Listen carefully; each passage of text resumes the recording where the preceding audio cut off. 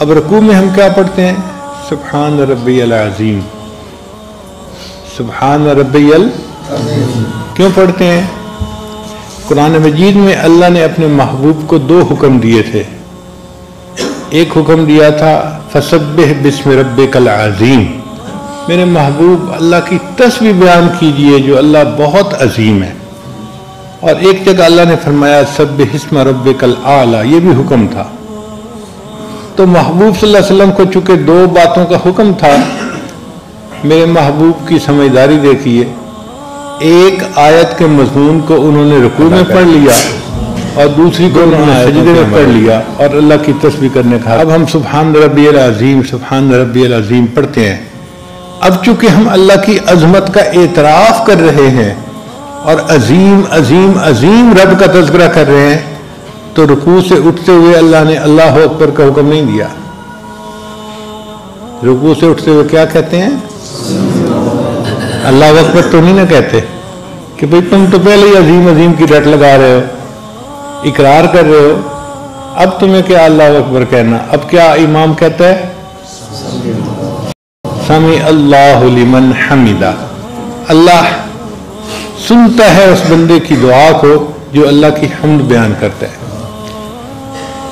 جب امام نے یہ کہا تو مقتدی کیا رکوع سے اٹھتے ہوئے کیا کہتا ہے؟ ربنا لک الحمد. سبحان اللہ.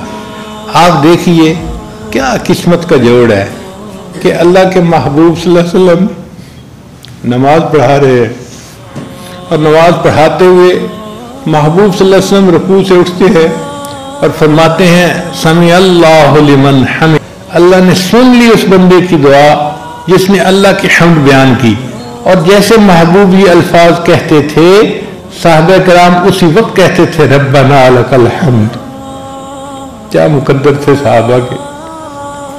ادھر نبی علیہ السلام یہ کہہ رہے ہیں کہ اللہ نے سن لی اس کی دعا جس نے اللہ کی حمد بیان کی، اور اس فکرے کے فوراً بعد صحابہ کہتے تھے ربنا لک الحمد، اے اللہ سب تعریفیں آپ ہی کے لیے ہیں. اس لیے یہ عظمت صحابہ والی کسی غیر صحابی کو حاصل نہیں ہو سکتی. ان کو یہ نعمت اللہ نے عطا فرمائی. اچھا، اب ربنا لک الحمد کر کے ہم نے اللہ کی حمد تو بیان کر دی. پھر اللہ نے فرمایا میرے بندو تم نے اپنا سر میرے سامنے جھکایا ہے، لیکن ابھی تم نے سر کو پامال نہیں کیا. اس کو پامال کرنا ہے، اس کو مٹانا ہے. یہ جو میں ہے نا تمہاری، اس کو مٹاؤ گے تو تمہیں بندگی کا مقام حاصل ہوگا.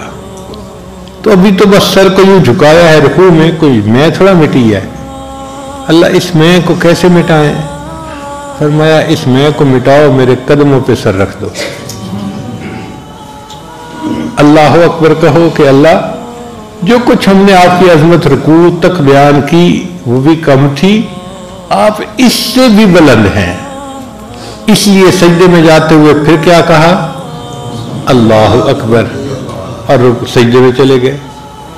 اب یہ سجدہ جو ہے نا یہ فنا کی علامت ہے، اور سجدے سے اٹھنا یہ بقا کی علامت ہے. تو اللہ چاہتے ہیں کہ میرے بندو تم اپنی میں کو مٹا دو. میں کیسے مٹی؟ ذرا یہ بھی سمجھنے والی بات ہے. مشائخ چشت نے کتابوں میں لکھا کہ انسان کا جو نفس ہے نا وہ ناف سے نیچے کی جگہ پر ہے.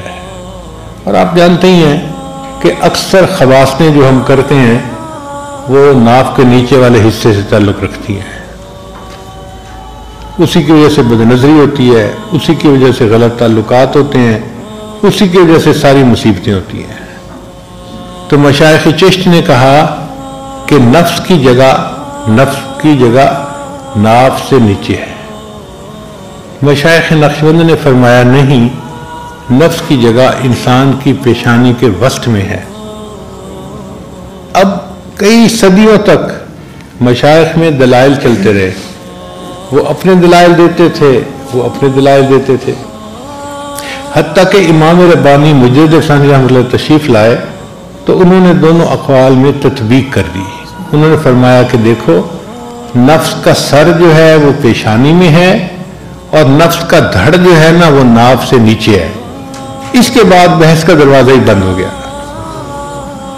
اب ہم جو پیشانی اللہ کے سامنے جھکاتے ہیں تو اصل میں نفس کا سر کہاں پہ ہے؟ پیشانی کے اندر۔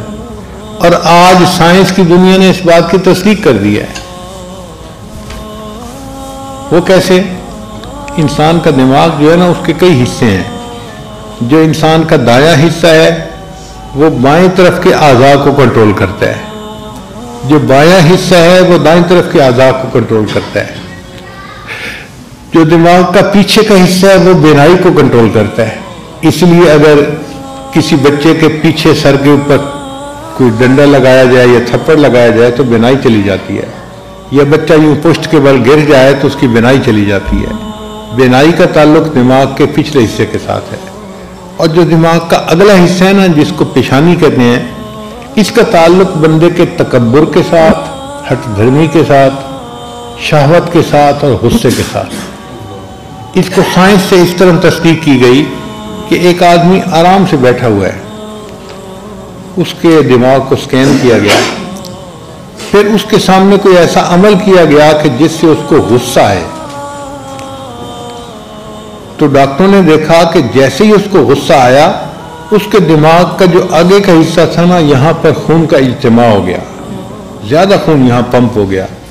اس کا مطلب یہ کہ دماغ کے اس حصے کے ساتھ غصے کا، تکبر کا، ہٹ دھرمی کا، میں کا تعلق ہوتا ہے۔ اب جس حصے کے ساتھ میں کا تعلق تھا، مشائخ نے کشف کے ذریعے سے پہچان لیا کہ یہ انسان کا نفس ہے، اور اللہ نے کہا اسی نفس کو تم اللہ کے سامنے پامال کرو اور سجدے کے اندر جھکاؤ۔ چنانچہ سجدے کے اندر اسی پیشانی کو انسان اللہ کے سامنے ٹیکتا ہے، اور سجدے میں انسان اللہ کے سب سے زیادہ قریب ہوتا ہے۔ وسجد کے ساتھ کیا فرمایا؟ چونکہ جتنا نفس کو پامال کرو گے اتنا اللہ تمہیں پھر اوپر اٹھائے گا۔ تو اصل میں ہم سجدے میں جاتے ہوئے اپنے نفس کی خواہشات کو، اپنی میں کو، اپنے تکبر کو، عجب کو، ہر چیز کو پامال کر رہے ہوتے ہیں۔ میں نو منج فقیرہ، میں نو منج فقیرہ تے نکی کر کے کٹ، میں نو منج فقیرہ تے نکی کر کے کٹ، تے کھلے خزانے رب دے تے جنہیں چاہے لٹ۔ اگر اپنے آپ کو اللہ کے سامنے پامال کریں گے، پھر اللہ کے خزانے کے دروازے کھلے ہیں، پھر بندے کو اللہ وہ عطا کرتا ہے جو بندے کی امیدوں سے بڑھ کر ہوتا ہے۔ اس لیے سجدے میں انسان اللہ کو بہت پیارا لگتا ہے۔ اور پھر ہم سجدے میں کیا پڑھتے ہیں؟ سبحان ربی الاعلی، اللہ کی حمد بیان کر رہے ہوتے ہیں، اللہ کی عظمت بیان کر رہے ہوتے ہیں۔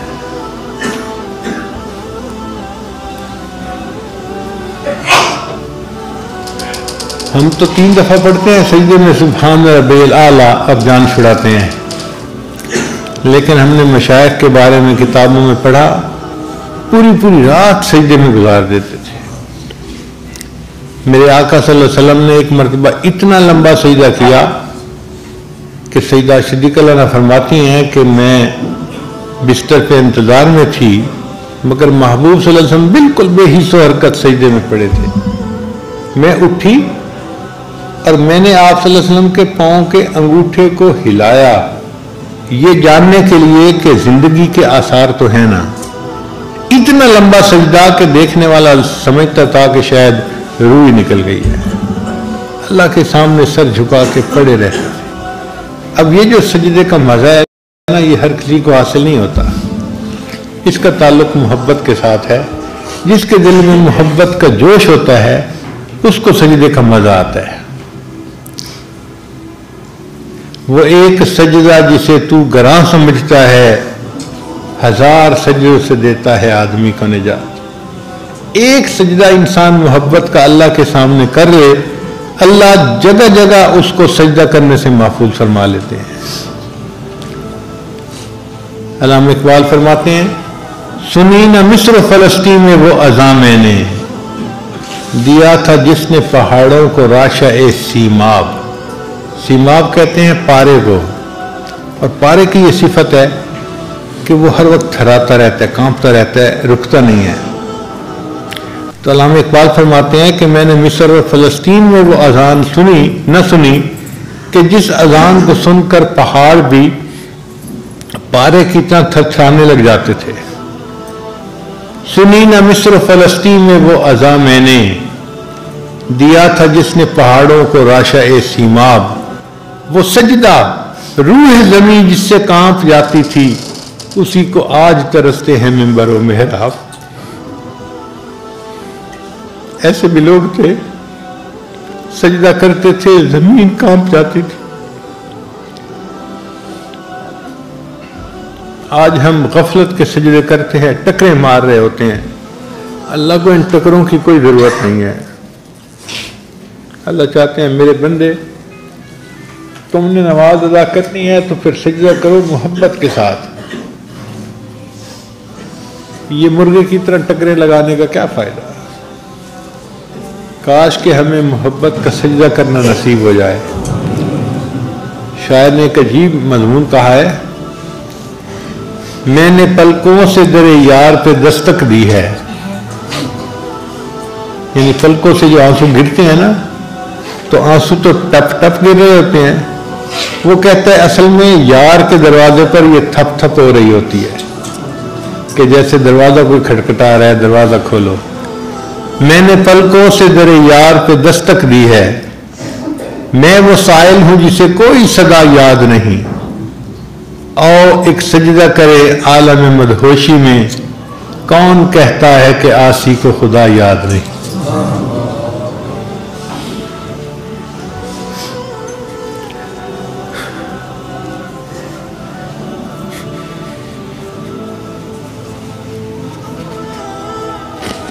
اللہ تعالیٰ ہمیں بھی یہ کیفیت عطا فرمائے کہ ہم بھی اس طرح محبت میں ڈوب کے اللہ کے سامنے سجدہ کریں۔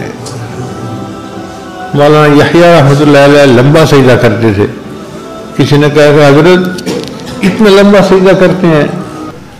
فرمانے لگے کہ میں سجدہ کرتا ہوں تو میری یہ کیفیت ہوتی ہے، میں نے محبوب کے قدموں پہ سر رکھ دیا، میرا سر اٹھانے کو دل نہیں چاہتا، اتنی محبت۔ یہ ایک سجدہ بھی ہمیں نصیب ہو گیا تو وہ ہمارے لیے بخشش کا ذریعہ بن جائے گا۔ اور آج ہمارے سجدوں کی کیا حالت ہے؟ شاعر نے کہا بزمیں چو سجدہ کردم ز زمین ندا برآمد، کہ میں نے زمین پہ جو سجدہ کیا تو زمین سے یہ آواز آئی کہ مرا خراب کر دی تو بس سجدہ رعائی، اور رعا کے سجدہ کرنے والے تو نے مجھے بھی خراب کر ڈالا۔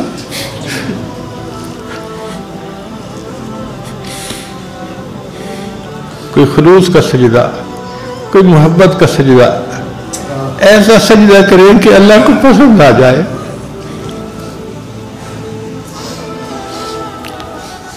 ہمارے اکابر نے تو تلواروں کے سائے کے نیچے سجدے کیے اور سجدے میں ان کو شہادت ملی۔